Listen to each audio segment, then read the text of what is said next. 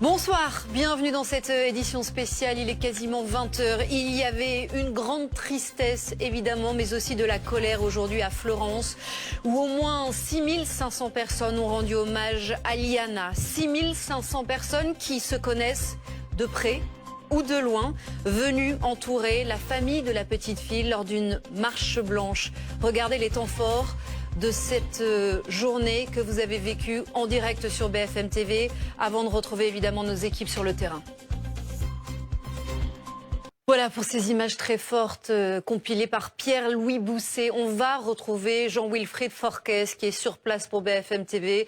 Vous avez assisté évidemment à cette marche blanche et surtout vous suivez ce drame, cette affaire depuis quasiment 10 jours maintenant. Au-delà des prises de parole très fortes, notamment celle de la tante de Liana qui a parlé au nom de ses parents, ce qui vous a marqué, vous Jean-Wilfried, aujourd'hui, c'est notamment ce silence. Autrement, ils ne bougeront pas. Il ne faut pas que ça retombe pour que les politiques bougent. Merci messieurs d'avoir été avec nous. On va passer à l'enquête et ce témoignage très fort des équipes de Ligne Rouge. Dans un instant, nous accueillerons aussi Alain Bauer qui sera notre invité. Mais d'abord donc ce témoignage de Pascal Gachier à Florence. C'est un homme qui a travaillé pendant de nombreuses années avec Jérôme Barella au Val de Gascogne. Et lors de l'opération en fait de porte-à-porte, eh bien les enquêteurs ont contacté cet homme. Au début, il dit qu'il connaît très bien le suspect, qu'ils ont travaillé ensemble dans ce silo où le corps de la petite fille a été retrouvé. Et puis finalement, le soir même, il rappelle les enquêteurs.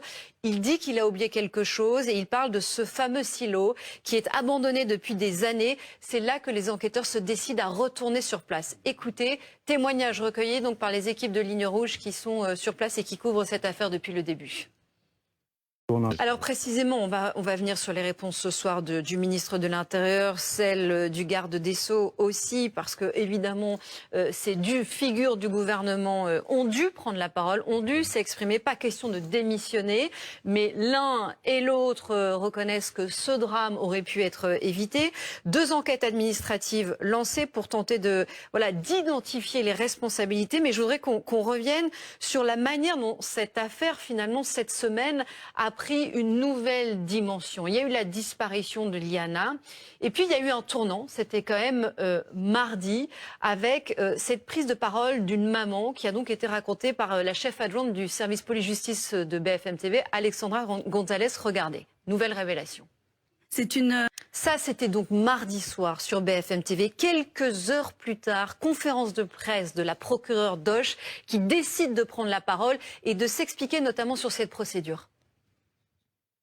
Intéressant dans votre livre, effectivement, l'ampleur de ce réseau mondial affairiste et pédocriminel. C'est ce que vous racontez dans ce livre, La vérité sur le système Epstein aux éditions First. Et je voulais le rappeler. Merci beaucoup Alain Bauer d'avoir été avec nous. Vous pouvez rester évidemment sur ce plateau, Laurent Valdiguier aussi, puisqu'on va regarder à présent le travail des équipes de Ligne Rouge qui ont réussi à recueillir énormément de témoignages ces derniers jours. On va revenir en longueur, évidemment, sur cette affaire, les dernières révélations, les dernières réactions et ce grand moment d'émotion et de colère aussi, évidemment, aujourd'hui à Florence.